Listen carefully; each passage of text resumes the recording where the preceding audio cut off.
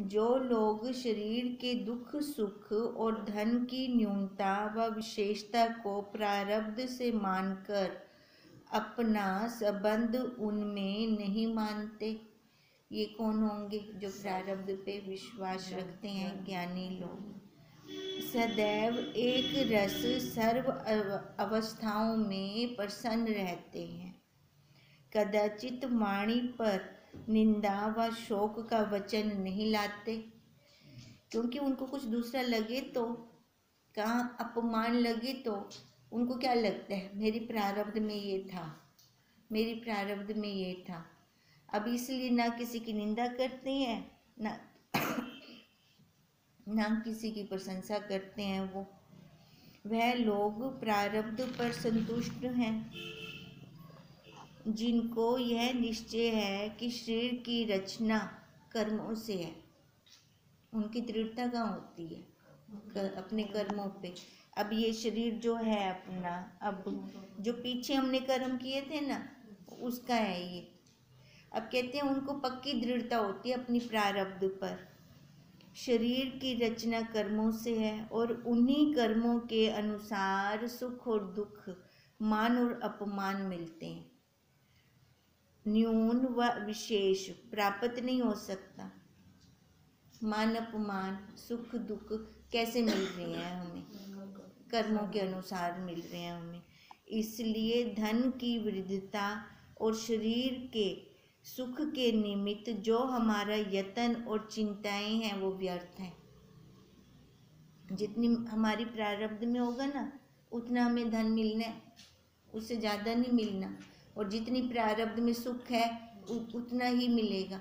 हम कहें कि हमें ज़्यादा मिले, ज़्यादा यत्न कर लूँ, सारा दिन लगी रहूँ, कहीं ना कहीं से खिसक जाएगा। फिर हमारी प्रारब्ध में जितना होगा उतना टिकेगा, उससे ज़्यादा टिक ही नहीं सकता। कहते हैं अगर उसके पीछे ही लगे रहते हैं हम, तो ये सारा व्यर्थ है। टेंशन पाल रहे हैं, बिना मतलब की टेंशन पाल रही हैं। यह विचार कर संत शरीर और माया से उपरत हो जाते हैं। उनका विचार चल रहा होता है संतों का, महात्माओं का, तो फिर वो शरीर पे रुकते नहीं है।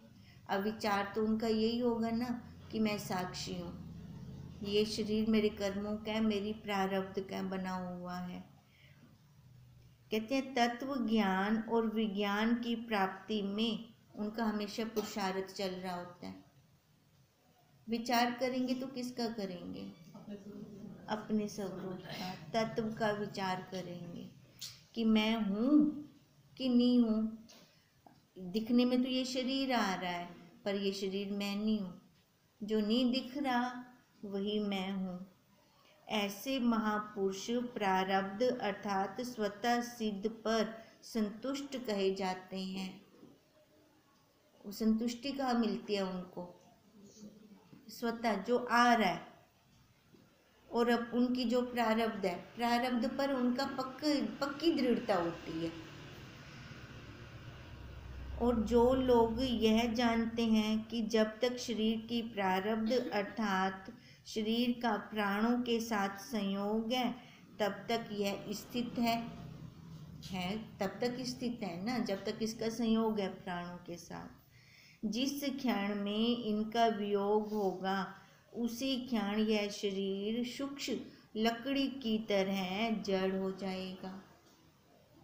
अब जब तक प्राण आ रहे हैं जा रहे हैं तब तक ये चल रहा है। जैसे ही प्राणों का गया बाहर तो देखो फिर उसी टाइम कैसे जड़ हो जाता है। फिर रखता कौन है इसको घर पर? कोई रखता है? तो इसकी औकात देखें क्या है, औकात क्या है। अंदर जब तक वो चल रहे हैं, प्राण आ जा रहे हैं, तब तक इसकी औकात है, उसके बाद इसकी कोई औकात नहीं है। कहते हैं संत का यही विचार चलता रहता है कि तत्वों की ढेरी से सब कोई अपना अपना भाग ले रहा है। ये बना किसका है? तत्वों का, पांच भूतों का। कहते हैं तत्वों की ढेरी से। अब ढेरी क्या है? इसकी इंद्रियां, कर्म इंद्रियां, ज्ञान इंद्रियां। हर कोई वहाँ से, हर इंद्री देखो अपना अपना भाग ले रही है। हर इंद्री की प्रारब्ध है। जब भाग समाप्त हो चुका, उस समय कर्म रूप देह भी समाप्त हो जाएगी। अब देखो, किसी किसी इंद्रिय के बीच में ही प्रारब्ध खत्म हो जाती है, होता है ऐसे। अब कहते हैं जब तक इनकी प्रारब्ध है ना, तब तक ये चल रहा है। जब इनकी प्रारब्ध खत्म तो समझो शरीर भी खत्म। हमारी चिंता और रात दिन का यत्न फिर व्यर्थ है। हम जो टेंशन करते हैं, किस चीज़ की टेंशन? मकान नहीं बना, बड़ी गाड़ी नहीं है मेरे पास, या बच्चों की अभी शादी नहीं हो रही। अब जो ये टेंशन होती है ना, कहते हैं ये व्यर्थ है। अगर जो टेंशन कर रहा है तो उनकी जल्दी हो गई, देखें, हो गई जल्दी, हुई तो नहीं, फिर भी नहीं हुई तो टेंशन क्यों की? जब टाइम आएगा तब होगा। पहले अपने सोचने से कुछ होता है? अपने सोचने से तो कुछ भी नहीं होता। कहते हैं तत्वज्ञानी यह निश्चय करके शरीर की मोह और उसकी पालना के अर्थ धन संपत्ति के संग्रह से चित्त को उपराम कर देता है। जो इसकी प्रारब्ध में है वो स्वतः मिलेगा, इसको कहीं से मांगने की जरूरत नहीं पड़ेगी। जो प्रारब्ध में नहीं होता उसके लिए हम व्यर्थ में यत्न करते हैं, वो यत्न हमारा निष्फल जाता है। अब देखो टाइम गया, यत्न में तो टाइम जाएगा। अब उसी समय में हम अपने स्वरूप का विचार भी तो कर सकते हैं। तो वो टाइम, अब का काल हमारा सार्थक जा रहा है।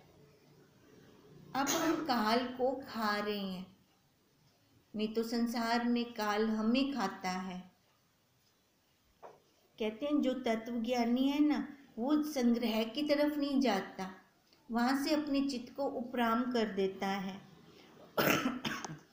और सदा अपने स्वरूप में वो मगन रहता है।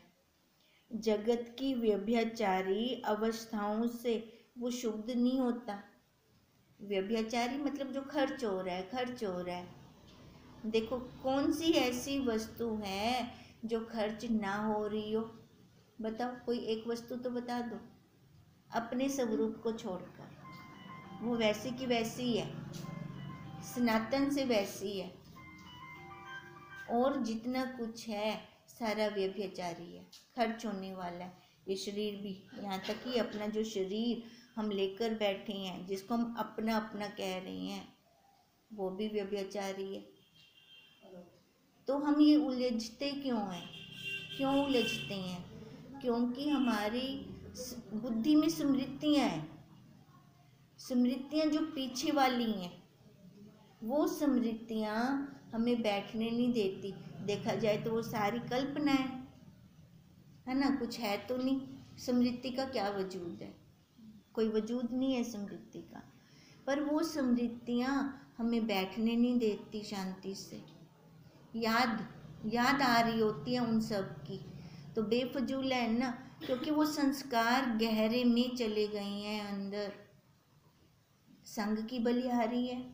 अगर हम संग सत्संगियों का करें, संत पुरुषों का करें, तो उनके भी तो संस्कार हैं, वो भी संस्कार अंदर जाएंगे हमारे। अब कहती है जो संस्कार अंदर जाते हैं वही रील चलती रहती है। अब कहते हैं जो महान पुरुष हैं, महात्मा लोग हैं, वो हमेशा निज स्वरूप में मगन रहते हैं, क्योंकि वो बाहर की तरफ तो जाते ही नहीं। अगर उनकी प्रारब्ध ऐसी है, बाहर वाली है, बाहर जाएंगे पर अपने स्वरूप में दृढ़ता के साथ रहेंगे। वो जो जिनकी प्रारब्ध ऐसी होती है ना, व्यवहार करना है और ज्ञान में है, तो शास्त्र हमारे क्या कहते हैं? उनकी प्रारब्ध निष्क्रिय प्रारब्ध है, सबसे ज़्यादा निष्क्रिय प्रारब्ध है। और जो संत बाहर से कटे हुए हैं और अपने स्वरूप में रहते हैं, उनकी उत्तम प्रारब्ध बोलते हैं। पर हम क्या करें, हम तो ऐसे ही गृहस्थ में हैं। तो हमने अपनी निष्क्रिय प्रारब्ध को उत्तम प्रारब्ध बनाना है, क्योंकि व्यवहार है ना अपना, सबका व्यवहार चल रहा है। तो वहाँ से हम उत्तम प्रारब्ध कैसे बनाएंगे कि दृढ़ता, अपना पुरुषार्थ ज़्यादा होगा, अपना पुरुषार्थ ज़्यादा होगा। पुरुषार्थ यही कि वो वृत्ति हमसे छूटे ना, उस वृत्ति को पकड़े रहे, संसार में ज़्यादा ना जाए, इधर उधर की बातें ना सुने करें। ये तो हम कर सकते हैं। और इधर वृत्ति को जोड़ें, ये हम कर सकते हैं। जो अपने हाथ की बात है वो हम कर सकते हैं, वो छोड़ सकते हैं। पर व्यवहार फिर भी है, फिर भी व्यवहार है हमारा संसार में। तो उसके लिए फिर अपनी दृढ़ता चाहिए, अपना पुरुषार्थ चाहिए। अब वो पुरुषार्थ हमें स्वयं करना होगा। हम खुद करेंगे तभी यहाँ से निकल पाएंगे, नहीं तो हम नहीं निकल सकते। जितना हम बचाव कर सकते हैं उतना तो बचाव करें। बाकी जो रोजी रोटी कमाने के लिए हमें बाहर जाना पड़ता है, या फिर कुछ और गृहस्थ में होता है व्यवहार है, तो उसमें अपनी सजगता हो हमारी। कहते हैं ऐसे महात्मा लोग अपने निज स्वरूप में मगन रहते हैं, चाहे वो बाहर होते हैं, है ना, गृहस्थ में है, चाहे वो एकांत में है, उनकी दृढ़ता पक्की होती है। जगत की व्यभिचारी अवस्थाओं से वो शुद्ध नहीं होते। ऐसे महापुरुष प्रारब्ध अर्थात जो जो बने उसी पर वो संतुष्ट रहते हैं। आज घर में ये सब्जी बनी है ना जी, मेरे को ये नहीं खानी, मेरे लिए और चाहिए। अब और बनाएंगे तो टाइम तो जाएगा ना, समय तो लगेगा। अब खर्च होगा, ये शरीर भी खर्च होगा, इंद्रियां भी खर्च होंगी, क्या जरूरत है। तो ज्ञानी के लिए वैराग्य बहुत जरूरी है, वैराग्य होना बहुत जरूरी है। वैराग्य के बिना हम आगे कदम नहीं बढ़ा सकते अपना। कहते हैं ऐसा मनुष्य निवृत्ति चित्त संतुष्ट आत्मा और असंग होता है, कहीं रुकता ही नहीं है, संतुष्ट है, जो मिल गया वही काफ़ी है। और यत्न नहीं करना, और पुरुषार्थ नहीं करना। क्या हम सबके पास इतना मैं कहती हूँ अटैचियाँ भरी पड़ी होंगी, ट्रंक भरे पड़े होंगे कि पूरी ज़िंदगी तक हमारे कपड़े चल सकते हैं, पर उसके लिए फिर हमें 2 महीने में या 1 महीने में नया तो चाहिए। उसके लिए बाहर जाते हैं, ये फालतू का है हमारा, ये सारा खर्चा भी है, इंद्रियां भी खर्च हो रही हैं, बुद्धि भी लगती है, बाहर संसार में भी जाना पड़ता है, तो ये व्यर्थ है, ये हमारा सारा ही व्यर्थ जा रहा है। कहते हैं जो बनता है, जो अपने पास है, अगर अब हम यहाँ पहुँच चुके हैं तो अपनी आवश्यकताओं को कम से कम कर दे, अपनी ज़रूरतों को कम से कम कर दे। आश्रम में भी कुछ टाइम लगाया है, आश्रम में लगाया तो वहाँ क्या होता था, एक डिब्बा होता था ढोलो टाइप सा, उसके अंदर खाना भी खाना है, पानी भी पीना है, दूध भी उसी में लेना है। जब वहाँ हम रह सकते हैं तो घर में अपना 1 गिलास बना के रख दे, सुबह से रात तक यही चलना है, क्या नहीं चल सकता? चल सकता है, पर नहीं, हम बहुत निकालते हैं, फिर उनको साफ़ करने का भी तो टाइम है। मानो काम वाली लगा दी बर्तन साफ़ करने के लिए, तो उसको भी तो टाइम देना पड़ता है, उसको भी तो देना पड़ता है ना टाइम। फिर वो टाइम कहाँ से निकालने, कहाँ से जाएगा? तो इसी में से, कोई अलग से तो नहीं है ना उसके लिए टाइम हमारे पास। तो हम अपनी आवश्यकताओं को अगर कम करते हैं तो उसका बेनिफिट हमें ही होगा, किसी और को नहीं होगा, क्योंकि हम जिज्ञासु हैं। यह भी नियम नहीं है कि निर्धन हो या धनवान हो, कि निर्धन को नहीं मिलेगा धनवान को मिलेगा, है ऐसा कोई नियम? नहीं, सबके लिए वो समान है। जैसा संयोग हो गया, परंतु वह दोनों अवस्थाओं से न्यारा है। अपनी लगन होनी चाहिए, हमारी अपनी दृढ़ता होनी चाहिए कि मैंने अभी इस जन्म में उसको प्राप्त करके ही रहना है।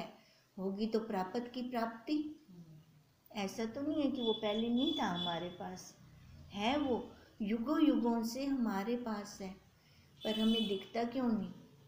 दिखता तो ये संसार है, ये शरीर है जो हमारे पास नहीं है। हमने खुद उसको पास कर रखा है। होता तो रहता, ना बदलता, बदल रहा है।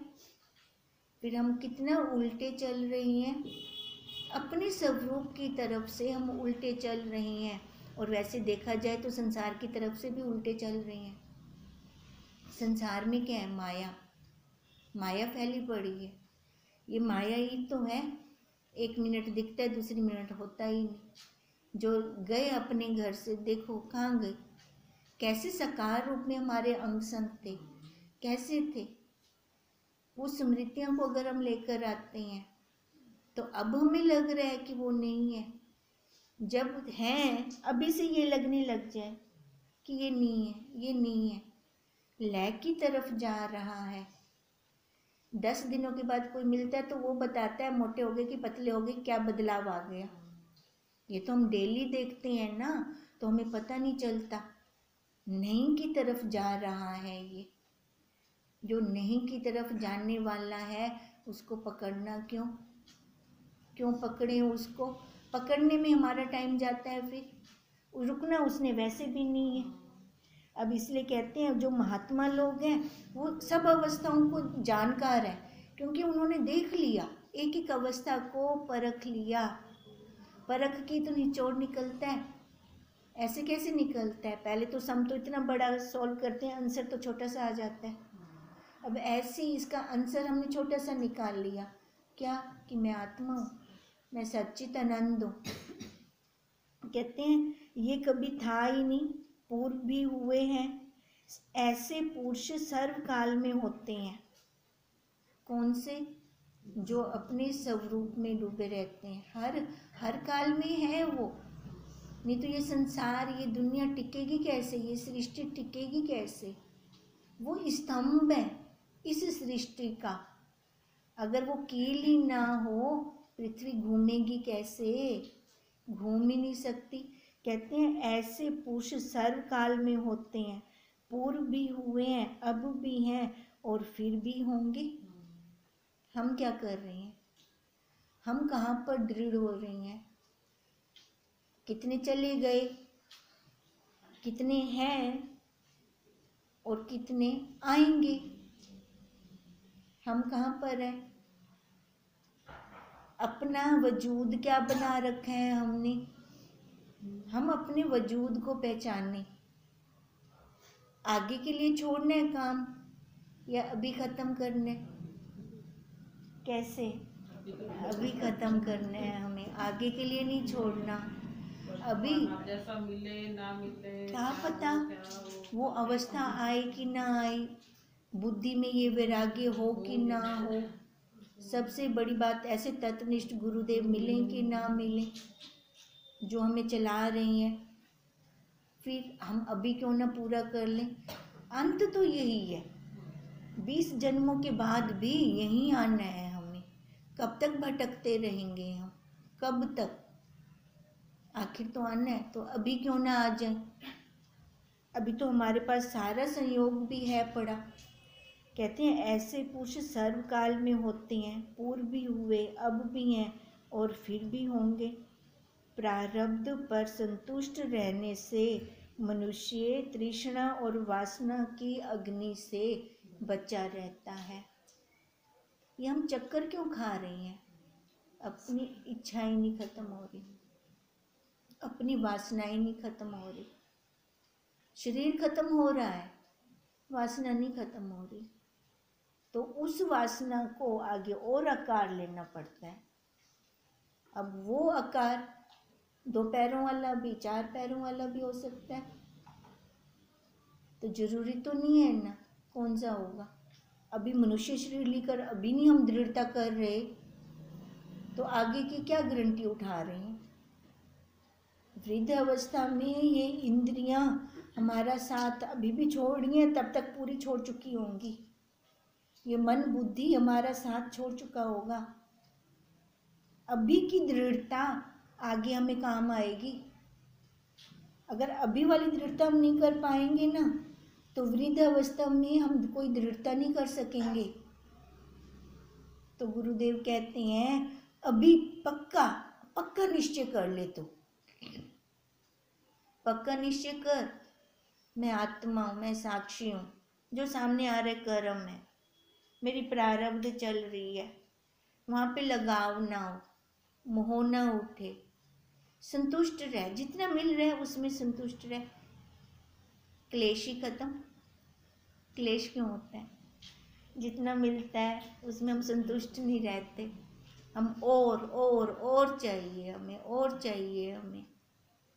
वो चाहिए कि चक्कर में और जन्म आ खड़ता है, फिर आखदन ले, फिर और जन्म ले, फिर और चाहिए ना तेरे को, और जन्म ले। फिर अगर यहीं पे ही खात्मा कर दें वासनाओं का, बस भी बहुत ही गया और मेरे को ज्ञान ही चाहिए था, बस, फिर वो भी कहते हैं बस हो गया इसका, अब इसको और जन्म नहीं चाहिए, इसको अब आगे नहीं जाना।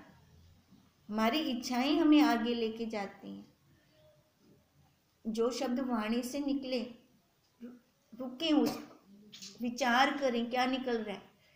अनजाने में भी ऐसा संकल्प ना छोड़े, क्योंकि ये संकल्पों की दुनिया है, संकल्पों की सृष्टि है, सारी भावों की सृष्टि है। फिर वो भाव हमें ले आएंगे। अनजाने में भी कोई ऐसा भाव ना छोड़ें, कोई ऐसा संकल्प ना छोड़ें। जैसे उस दिन हम कह रहे थे, बहुत से कहते हैं कृष्ण की गाय बना दे, वृंदावन की दूल्ही बना दे। अरे भाई क्यों बने वहाँ की दूल्ही, सीधा कृष्ण क्यों ना बने? बने क्या, हम हैं, हम वही परमात्मा हैं। अपने भावों को देखें, उनको तो हम कुछ नहीं कह सकते जो बोलते हैं, पर हम अपने आप में विचार की क्लास में बैठे हैं, अपने आप में तो हम ये विचार वटांतरा कर सकते हैं ना। ऐसे भाव नहीं छोड़ने हैं हमें। अब कहते हैं यही वो संतुष्ट रहते हैं जिनको अपनी प्रारब्ध पर निश्चय होता है, और प्रारब्ध शरीर में तत्वों के गुण, इंद्रियों के कर्म और प्रकृति की मर्यादा का ही नाम है। अब प्रारब्ध क्या बला है? प्रारब्ध क्या बला है? किसको कह रहे हैं ये प्रारब्ध? प्रारब्ध ये शरीर है, इस शरीर की प्रारब्ध है। जिस शरीर की प्रारब्ध है उसको भी नहीं पता। हम मत्था मारते हैं, फंस के देखते हैं। हमें अब वहाँ से ना फंसना, मतलब छुटकारा आना चाहिए, फंसना नहीं है। अब किसी भी स्थिति में हमें फंसना नहीं है, निकलना आना चाहिए। हर परिस्थिति के ना दो पार्ट होते हैं, एक फंसने वाला, एक निकलने वाला।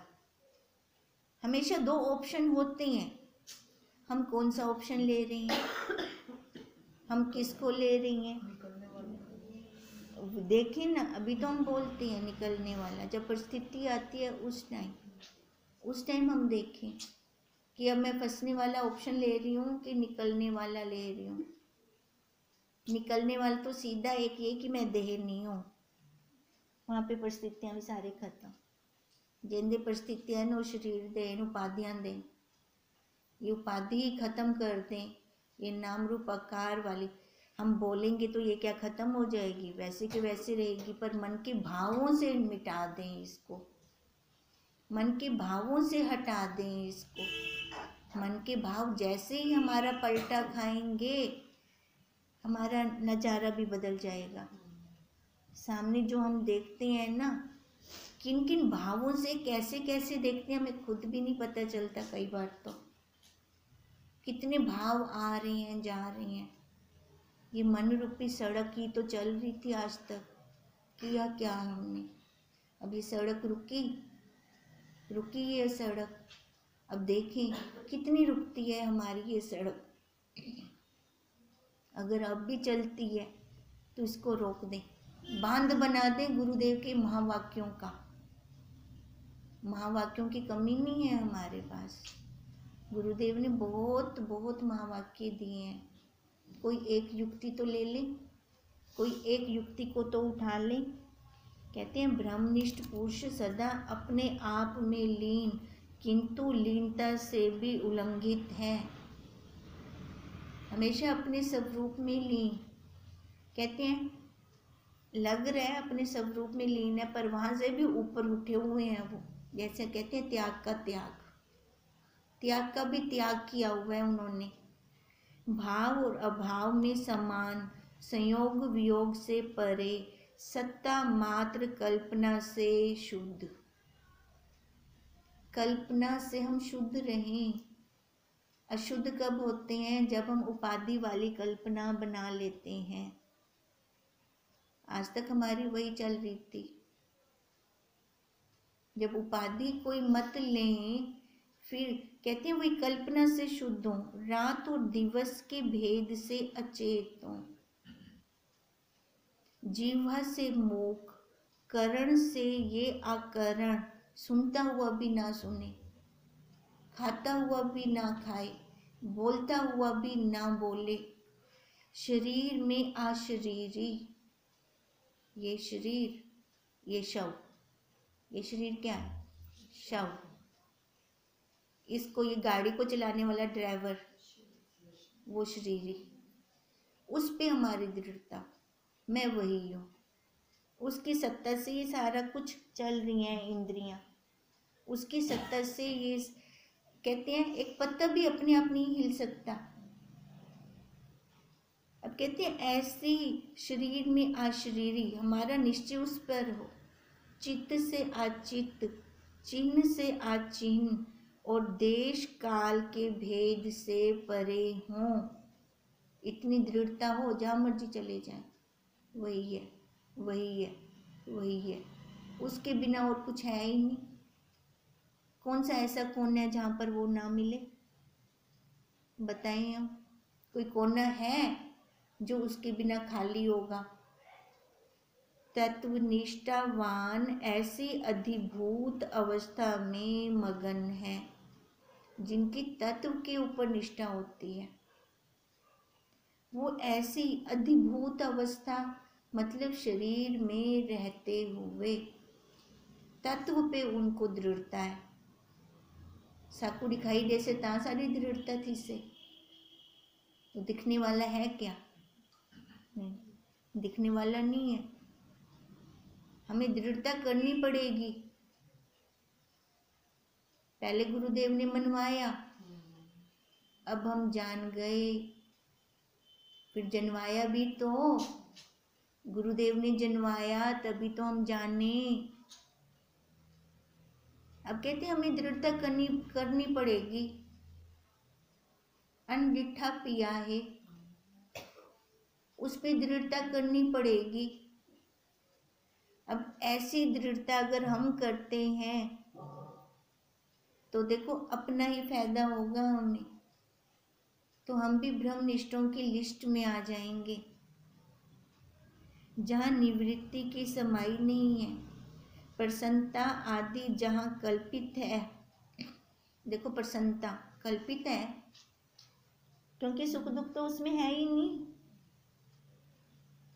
हम कह रहे थे ना, शरीर और आत्मा के बीच में क्या है?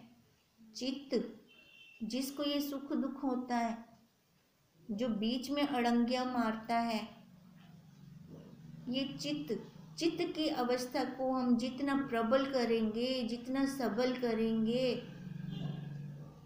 मन को जितना एकाग्र करेंगे, एकाग्रता भी तप है।